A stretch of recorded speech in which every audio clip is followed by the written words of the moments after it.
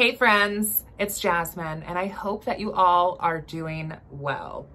If you're new to my channel, welcome. I'm a witchy content creator here on YouTube, and I make content about all things witchcraft, folklore, paganism, shenanigans with my friends and coven mates.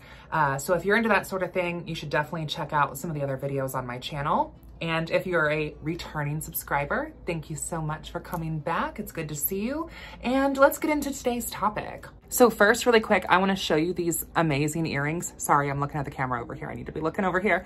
I wanna show you these earrings. So one of my tarot students actually got these earrings from me from an Etsy shop. And if I can get the shop name from her, I will post it in the description bar. I don't remember what the shop was called. She gave me these, I think, maybe 2 years ago when she was taking my TTC, my tarot training course. And I just thought it was really thoughtful. She asked me like what cards I would want, and I wasn't necessarily super sure, but I ended up going with the High Priestess card and the Death card. Get a close up of that.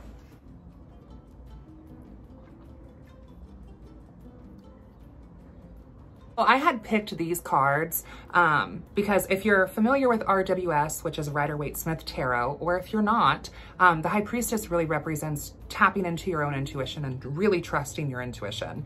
And that's huge. And then the Death card for me represents that like there are seasons and cycles. And I feel like the Death card can kind of be utilized as a way to like remember to kind of let go sometimes, and that all things come to an end. And also, another reason why I got these, Priestess of the Dark Mother, being a devotee of the Dark Mother and all of her incarnations, I feel like High Priestess Death card kind of fits in really well. Just wanted to show you those, and then a little nail cam. I still have these red nails, but yeah, that's what's going on there. So today's topic is kind of about a commonly asked question that I get a lot, and that I'm sure a lot of other witchy YouTube or content creators in general probably get, or even witches who are very much public and out in their community probably get as well. And that is, Jasmine, I really want to practice witchcraft. Where do I start? Or Jasmine, I feel like I'm a witch, but I don't really know how to get started. And this is a really big topic. And I know that like, if you search this up here on YouTube, like how to be a witch, or 10 different ways, 5 different ways to be a witch, or advice for new practitioners, you are gonna find so many videos and so many people sharing some really insightful wisdom and advice. And I figured I would go ahead and just kind of add my 2 cents to this conversation, because I do get this question asked a lot. And one of the things that I like to use my YouTube channel for is being able to link videos. When people, you know, DM me or they're asking questions, sometimes I will have videos regarding the topic, and I may not be able to dedicate as much energy at the moment of them asking me to, like, to explain or converse or talk about that topic. But if I can link a video, I think that that sometimes can be very helpful, not only for me as a creator, but also for the person asking, because they're able to get really more of my undivided attention and more of my energy, and possibly the answer to the question that they're looking for just by simply watching the video. And that's not to say that I don't encourage conversation. If you guys ever have any questions, you can message me on Facebook, Instagram. All of my links are in the description. You can comment underneath this video. And if you ever want to hear kind of my take or my opinion on something, feel free to leave it down below or send me a request. I'm happy to take requests. I'm totally open. So today's video, like, how do I get started in the craft? Advice for new witches. Where to kind of get started? Well, I think first I take a look back at where I got started, and I think about some of the mistakes or some of the things that I feel like I could have done better. And I've made a video already here on my channel. I think it's called like 5 things I wish I knew before coming into the craft. And so after this video, I would encourage you checking out that video. It basically just kind of outlines things that are kind of some misconceptions about witchcraft or about the wider witchy community that would have been more helpful for me to kind of realize a little bit before getting into the craft. But some of this is going to be based off of experience, and making mistakes is going to be a part of your craft, and it should be. I think that, there's this phrase that like every shot not taken is a missed shot or a missed opportunity. That's something like that is the phrase. And while that sounds so incredibly like basic and cliche, I really do think it's true. Like, if you do not put yourself out there and take a chance, if you will, then, I mean, if you don't do it at all, it's going to be missed. So I think that so many witches oftentimes are so kind of hell-bent on not making a mistake or not messing up or not, you know, they don't want to do it the wrong way. And I feel like the more you are in the craft, the more you actually realize that, you know, yes, there are specific traditions in the craft that do things, say things, and operate their craft in specific ways. Sure. There are denominations within witchcraft to a degree of practices. Some witches will tell you that witchcraft is not a religion and that it's merely just a practice, and some witches will tell you that it's both. I think I've kind of moved into the latter category, where for some people, I think witchcraft is kind of like their religion. But witchcraft at the end of the day is also a practice. So your personal religious background will vary. And, you know, whether you're an atheist, whether you're a Buddhist, whether you're a pagan, a Christian, a Muslim, it doesn't necessarily matter in terms of the craft unless you choose to kind of put your orthodoxy and orthopraxy together. And there are many witches who are Abrahamic, and I think that there's nothing inherently wrong with that. I think that every witch's path and practice is going to be unique to the individual. So my first advice for new witches really comes down to like some bare bones kind of fundamentals, basics of the craft. You know, because there's so much in regards to the craft out there, between working with spirits, working with gods, working with crystals, working with herbs, making oils and working with oils. There's ceremonial ritual. There's folk magic. There's high magic. There's low magic. There's left-hand path. There's right-hand path. There's all sorts of different faucets to the craft. Do you even, like, there's different terms now even that, you know, have really trended from the Tumblr witchy days. And I see them now on TikTok as well, where you've got red witches and green witches and crystal witches and cosmic witches and storm witches and all these different types of witches. And I think that labels can be super helpful, right? Labels can help us establish better communication and kind of convey our point across better. And we can also find like-minded people through labels. But I think especially for witches kind of coming into the craft in like the mid 2000s to the present, which when I'm filming this video, it's 2022. There are so many labels and there's so many faucets that it can actually be a little bit overwhelming. And that's something that I hear a lot from a lot of people entering this community and entering these practices, is that they just don't know where to start. So in my opinion, the best place to start would be what I consider to be kind of fundamental, bare bones, foundational practices. And that would be things like energy work, shielding, warding, grounding, glamoring, building and working on your intuition, connecting to your ancestors. I think all of this, in my opinion, is very foundational level things in witchcraft. Some of the first things that you can do is, one, look into your personal ancestry and look at the people who have come before you. That's a great way to get started on working with spirits. Now, I know that some people, you know, haven't necessarily lost anyone in this lifetime that they're directly connected to. And so they sometimes struggle a little bit more with working with ancestors. And I think a really great solution to that, and I don't remember where I picked this up or where I heard this, but I think a great solution to that is working with your cultural ancestry. And what I mean by that is by understanding where your ancestors have come from. Now, I'm here in America, and America is very much this huge melting pot. And I say that because I know that I have a lot of American viewers, but I know I also have a lot of viewers from overseas.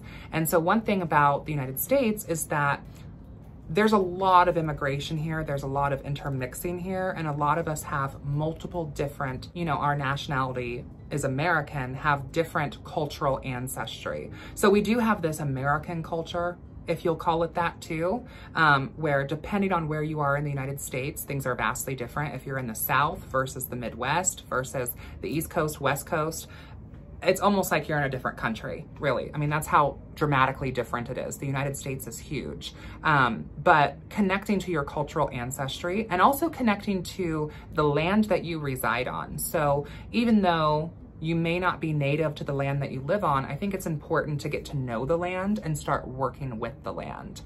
And then another thing as well is this concept of like the mighty dead.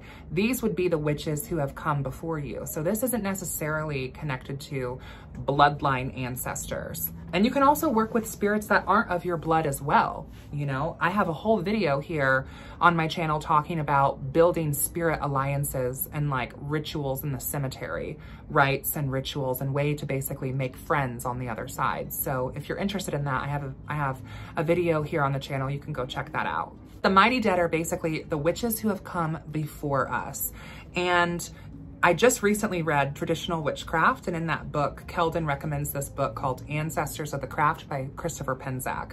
And that book kind of outlines and details influential witches throughout history. You can also work with them as ancestors. You can connect to them as ancestral spirits as we are witches, and the witch blood runs to us and through us. So yeah, honoring your ancestors, working with your ancestors, even if that's maybe having like some pictures of cultural representations of your ancestry or photos of your, you know, great-grandparents or your family tree and working with your genealogy, that can be a really great place to start in the craft, because you can definitely tap into folk magic practices of your cultural ancestry. My path with the Morrigan has definitely changed since 2016 and over the years, and she's still very much one that I work with. I have a video here on my channel talking about her shrine, which I'll see if I can kind of show you that. It's right over there. Tying this into folk magic, I am someone who, to my knowledge, I don't have any Irish ancestry at all. I don't have any Welsh ancestry at all. I don't have any Scottish ancestry at all. There is nothing Emerald Isles, if you will, in my bloodline. Does that mean that the Morrigan wasn't speaking to me? No, I definitely think that regardless of your blood type, if you will, the gods call to and speak to who they call to. Next tip would be basically building your intuition and building your psychic abilities and working in the aspect of divination. That would be my next suggestion. Aside from connecting to your ancestors, kind of working on your intuition. And I think that this is something that can help you in working with your ancestors or the spirits of the dead as well. Learning a system of divination, whether it's a card-based divination system like the intuitive free-flowing oracle cards, or whether it's an organized system of divination such as tarot. I think that learning some sort of divination tool, casting bones, throwing the runes, using a pendulum, spirit boards, tea leaf readings, connecting to some form of divination is going to only help you in your practice and really help solidify things for you as a witch, as divination is a way that we can scry and foretell not only the future, but communicate with spirits and also plan rites and rituals. You know, I would also say too that plug yourself into your local communities. Take a look around and see if you have any metaphysical or occult shops in your area. Or if they're not in your direct area, could they maybe be in like the next town over? I know that a lot of major cities nowadays are having these shops kind of pop up, whether they be metaphysical, new age, occult. You should definitely go check out these stores, as for witches, a lot of times these shops kind of become hubs for the community that will kind of serve different facets of the community. So check that out. A lot of times the owners will have really great resources for you in terms of helping you answer questions or finding products that you might need. And a lot of these stores also run classes, and classes are a great way for not only one, for you to get education and some proper training if that's something that you're interested in, but two, it's a great way to meet people. I know so many people who have made some amazing, wonderful, powerful connections from taking classes. I know that I have, and that's from taking classes myself And that's also from teaching classes. Both sides of that have led me amazing opportunities in terms of meeting people and interacting with people of like minds. So even if the class may not necessarily be what you're specifically interested in, I still recommend kind of looking at it and maybe kind of keeping an open mind, because maybe it's not the class itself, or maybe it's the people in the class that will be able to offer you something. And that kind of leads me into my next advice is, you definitely want to make sure that you're applying yourself on a scholarly level. This is not a path where information is necessarily just handed to you. Now, the spirits, the gods, the ancestors, what have you, will definitely give you messages and omens, and they will call you to certain paths maybe. That's the witch blood is kind of what I call it. That's being divinely guided intuitively.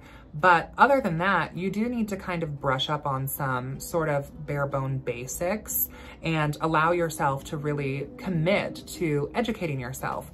That could be something like joining a book club, such as like the Indie Witches Book Club. That could be something like taking a class, whether it be online or in person.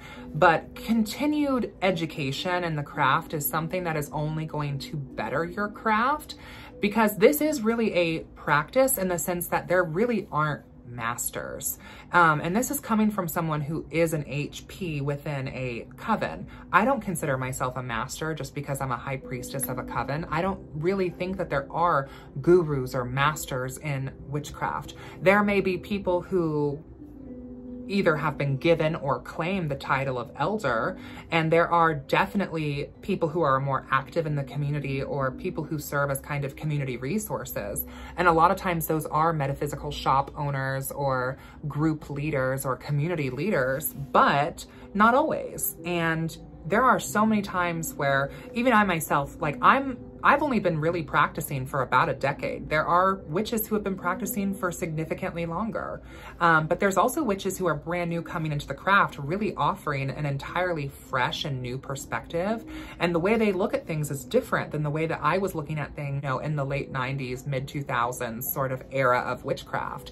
Witches entering the craft now in 2022 are coming from a very different place than witches who entered in the mid 2000s. And I think that's a powerful thing, having that fresh perspective. And so I think that regardless of your level of experience, whether you've been practicing for 1 year, 2 years, 5 years, 10 years, 20 years, we can always learn something new. And if at any point in time we kind of shut ourselves off from that or think that we've already learned there is enough to know about that subject, you know, I really think that we're doing a disservice to ourselves, because especially since information is constantly changing and evolving, and we're always deepening our understanding of the earth and its seasons and cycles and its folklore, there's always more to learn. Also, like I mentioned earlier, really getting to know some energy work. Grounding. What is grounding? How do you ground? What are some grounding techniques that can help you when you need them?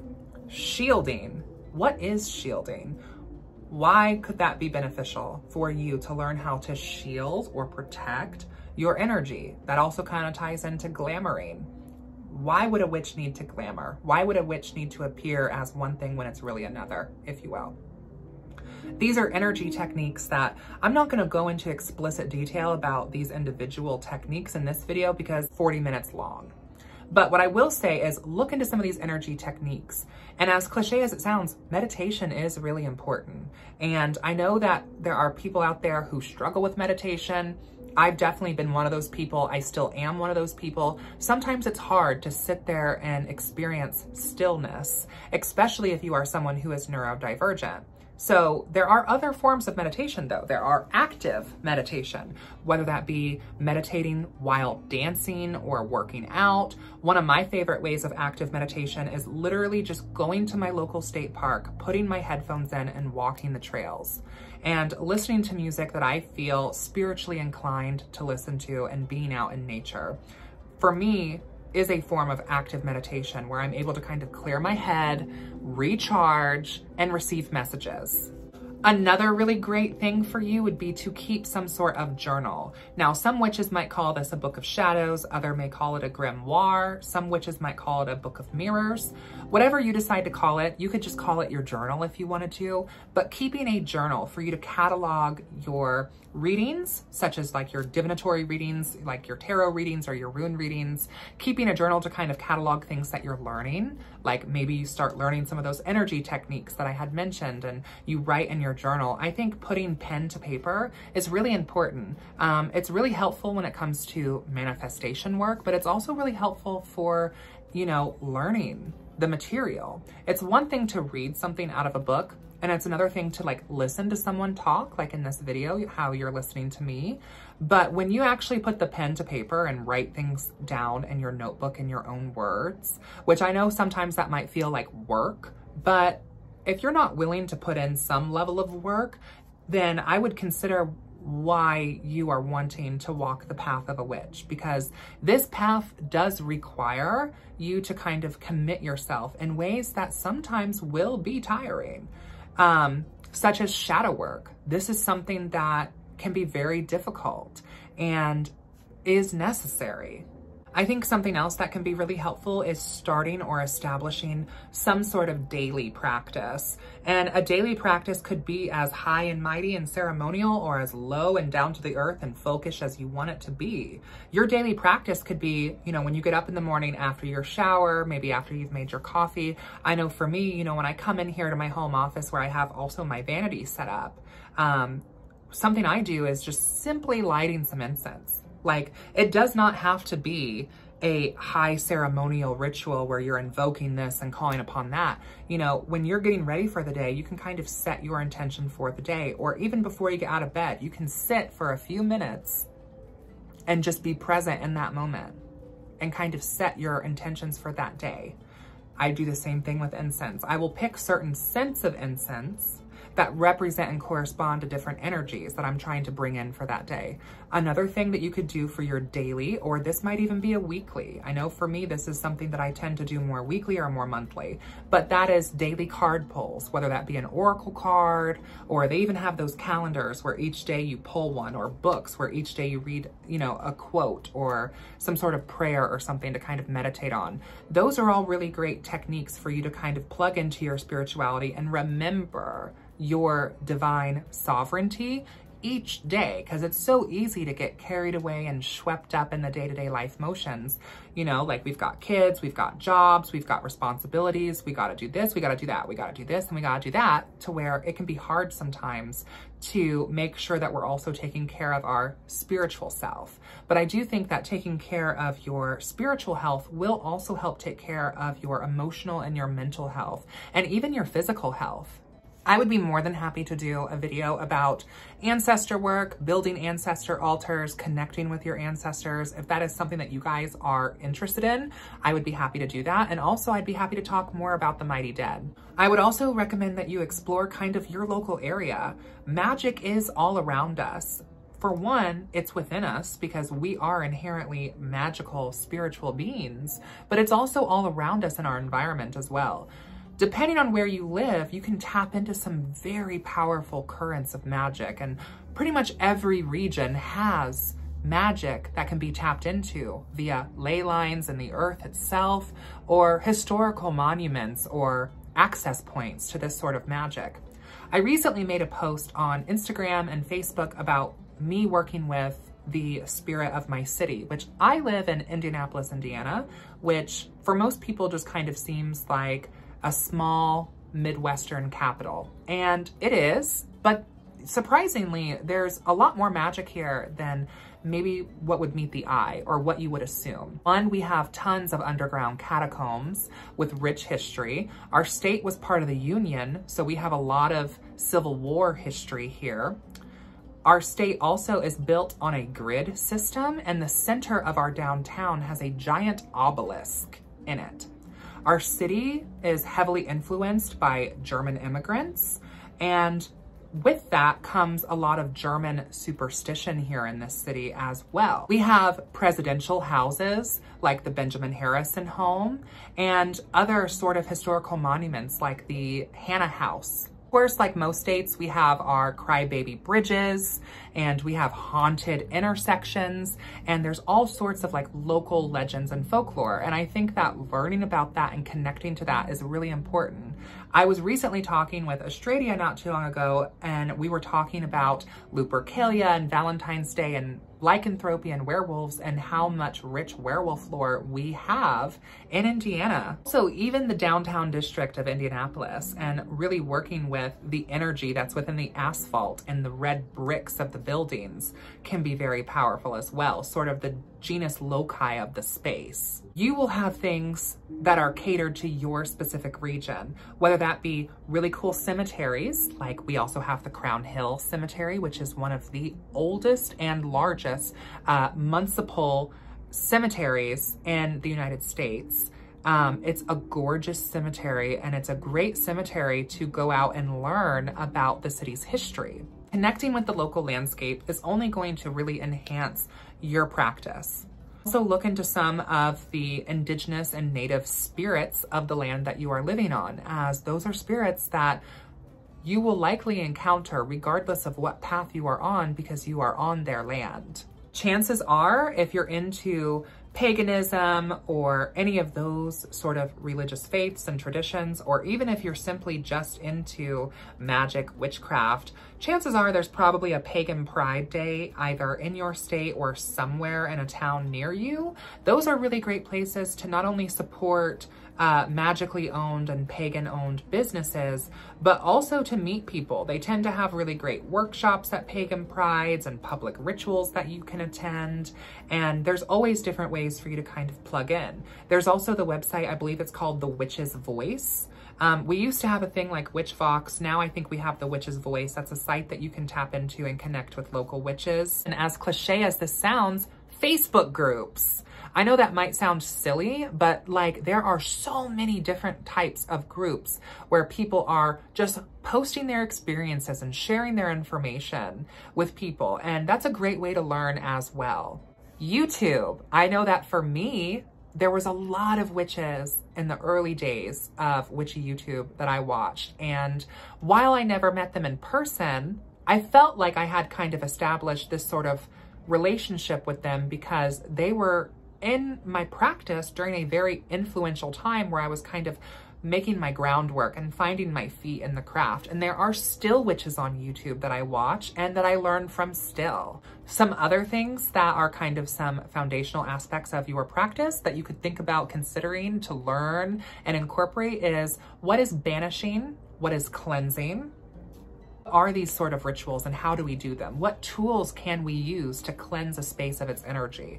Or what tools or things can we use to banish or push out? I think that those are also some sort of foundational level practices, kind of like glamoring or shielding or grounding, that you can absolutely learn these different techniques and incorporate them into your practice.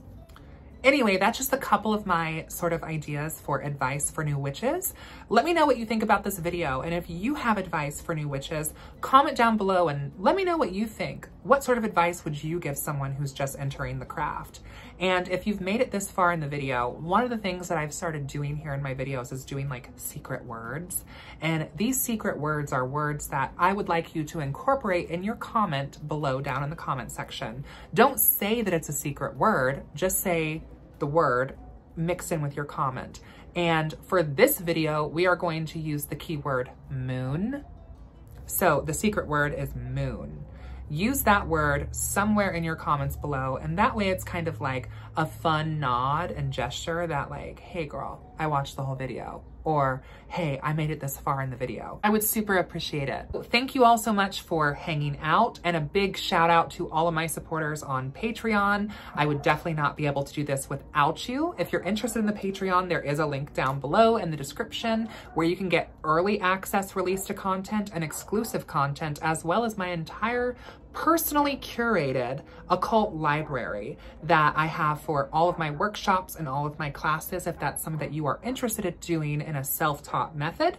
And until next time, blessed be you guys, and take care.